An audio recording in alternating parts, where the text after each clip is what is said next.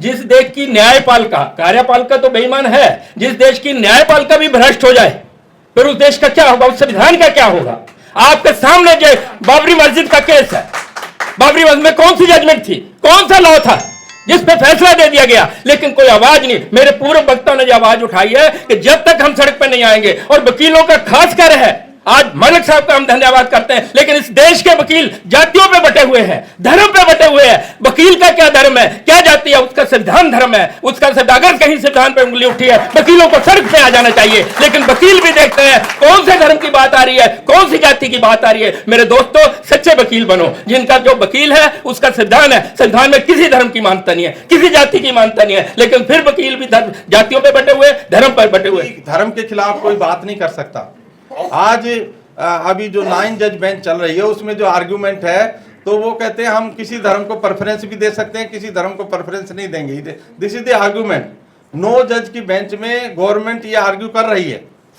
तो आप ये देखिए कि जो आर्गुमेंट इतनी 9 जज बेंच में भी कोई प्रिंसिपल्ड आर्गुमेंट नहीं है, तो बाकी लेवल पे 2 जज में 3 जज में जो नॉर्मल केसेज है उनमें क्या होगा। संविधान में एक लिखा है कि जनता को जगाना पड़ेगा। जब तक जनता को नहीं जगाएंगे, उसको साथ नहीं लगाएंगे, संविधान की स्पिरिट नहीं लगाएंगे, तो ऐसे लोग धर्म के नाम से, जाति के नाम से वो शासन पे आ गए हैं या आए हैं या आ रहे हैं, उनको नहीं रोकेंगे, समाजवाद नहीं आएगा, बराबरी नहीं आएगी, सबका एकता नहीं बनेगी। और यही मेरा एक मैसेज है, ज्यादा से ज्यादा लोगों को जगाओ। एक बात मैं और कहता हूं, जिस देश की, किसी ने शायद कही नहीं, डायरेक्ट के कही जाए सी, जिस देश की न्यायपालिका, कार्यपालिका तो बेईमान है, जिस देश की न्यायपालिका भी भ्रष्ट हो जाए फिर उस देश का क्या होगा, उस संविधान का क्या होगा। आपके सामने जो बाबरी मस्जिद का केस है, बाबरी मस्जिद में कौन सी जजमेंट थी, कौन सा लॉ था जिस पे फैसला दे दिया गया, लेकिन कोई आवाज नहीं। मेरे पूर्व वक्ताओं ने जो आवाज उठाई है कि जब तक हम सड़क पे नहीं आएंगे, और वकीलों का खास कर है, आज मलिक साहब का हम धन्यवाद करते हैं, लेकिन इस देश के वकील जातियों पे बटे हुए हैं, धर्म पे बटे हुए हैं। वकील का क्या धर्म है, क्या जाति है, उसका संविधान धर्म है, उसका अगर कहीं संविधान पे उंगली उठी है, वकीलों को सड़क पे आ जाना चाहिए। लेकिन वकील भी देखते हैं कौन से धर्म की बात आ रही है, कौन सी जाति की बात आ रही है। मेरे दोस्तों, सच्चे वकील बनो, जिनका जो वकील है उसका संविधान है, संविधान में किसी धर्म की मान्यता नहीं है, किसी जाति की मान्यता नहीं है, लेकिन फिर वकील भी जातियों पे बटे हुए, धर्म पर बटे हुए। हम इस सामाजिक सिस्टम में कुछ बदलाव चाहते हैं।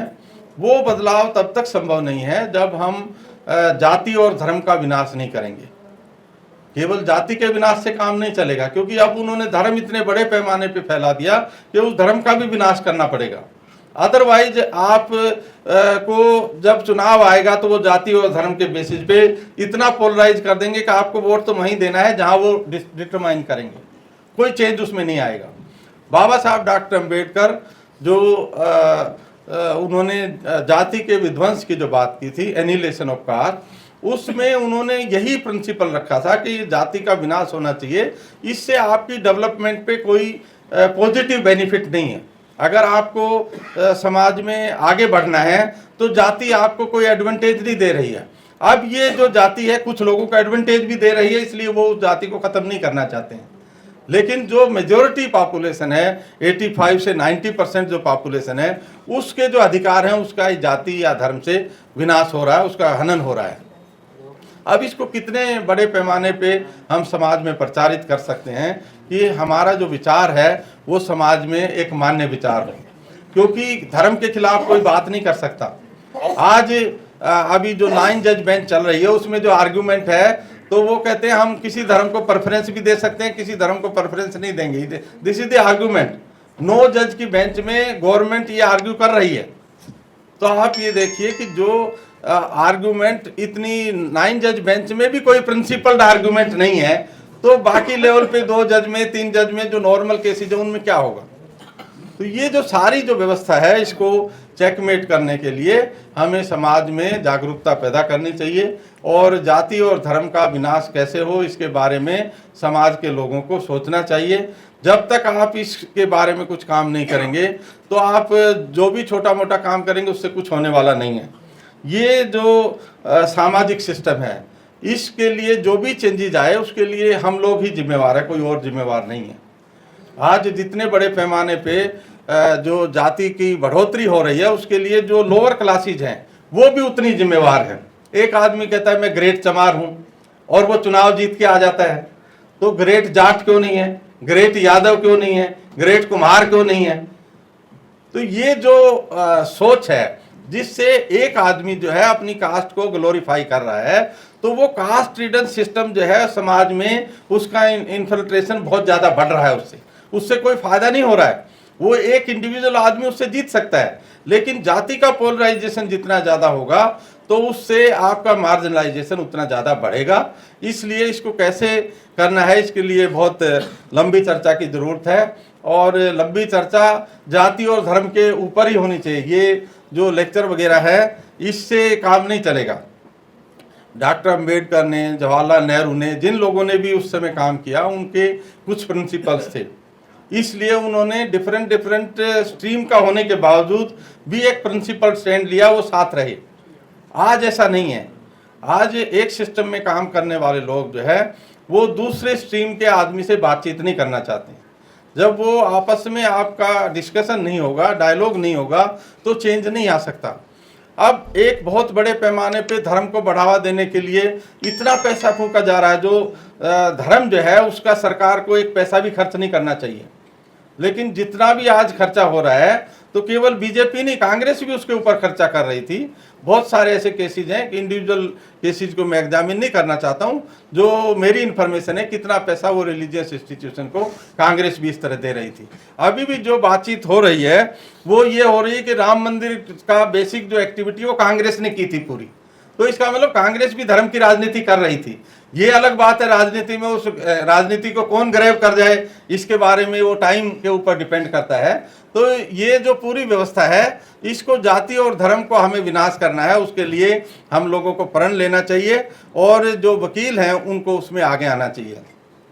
आज जो वकीलों की स्थिति है वो मैं ऐसा समझता हूं कि जितने बड़े पैमाने पे लॉ स्कूल्स बनाए गए हैं, उन लॉ स्कूल्स में बहुत अच्छी एजुकेशन भी अवेलेबल नहीं है, टीचर्स नहीं है, लेकिन वो डिग्रियां बांटे जा रहे हैं। और बार काउंसिल को जब से ये पावर दी है इसको रेगुलेट करने की, मुझे लगता है कि तब से ये व्यवस्था जो है ज़्यादा खराब हुई है। जो सामाजिक सिस्टम में जो बदलाव है उसको रेगुलेट करना इंस्टीट्यूशंस का काम है, लेकिन आज इंस्टीट्यूशंस उस दशा में नहीं है कि वो किसी को रेगुलेट कर सकें।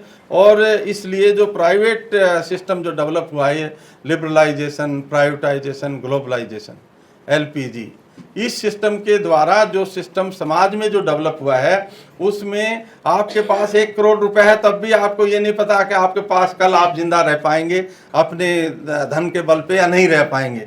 तो बेईमानी बहुत ज़्यादा बढ़ रही है समाज में। तो इसको कैसे हम कंट्रोल कर सकते हैं, कैसे उसको कंटेंट कर सकते हैं, ये जो चीज़ें हैं इसके ऊपर हम लोगों को चर्चा करनी चाहिए। वकीलों का मैं समझता हूँ इसमें ज़्यादा भूमिका है और वकीलों को जाति और धर्म से ऊपर उठना चाहिए। आज हम देख रहे हैं कि एक बुलडोजर सिस्टम चल गया। एक आदमी पूरी ज़िंदगी लगाता है, तब वो मान लो 50 लाख का अपना मकान बना लेता है।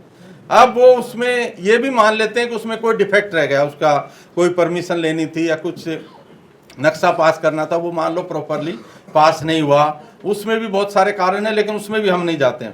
तो जब आप उसको तोड़ देते, क्या वो दोबारा 50 लाख रुपए उसके पास होंगे कि वो अपना मकान बना सके?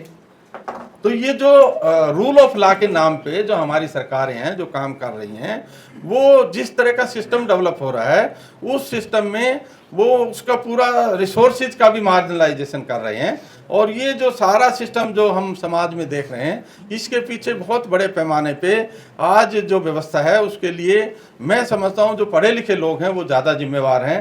क्योंकि जब तक हमारे पूर्वज, हमारे दादा, पिताजी या कोई दूसरे लोग जो अनपढ़ थे वो ज़्यादा प्रिंसिपल थे, हमारा कोई प्रिंसिपल आज नहीं है। हम कुछ भी चेंज कर सकते हैं, किसी चीज़ को भी हम मानेंगे, हमें अगर फ़ायदा होगा तो हम किसी चीज़ को मानेंगे। लेकिन हमारे पिताजी, हमारे दादा परदादा 50 साल पहले के हमारे लोग वो ऐसे नहीं थे, वो किसी प्रिंसिपल पे खड़े होते थे। इसलिए ये जो सारी व्यवस्था है इसको रूल बेस्ड हमें करना पड़ेगा। रूल भी जो संवैधानिक सिस्टम की मर्यादा के हिसाब से जो हम रूल डेवलप कर सकते हैं उसके ऊपर हमें चर्चा करनी चाहिए।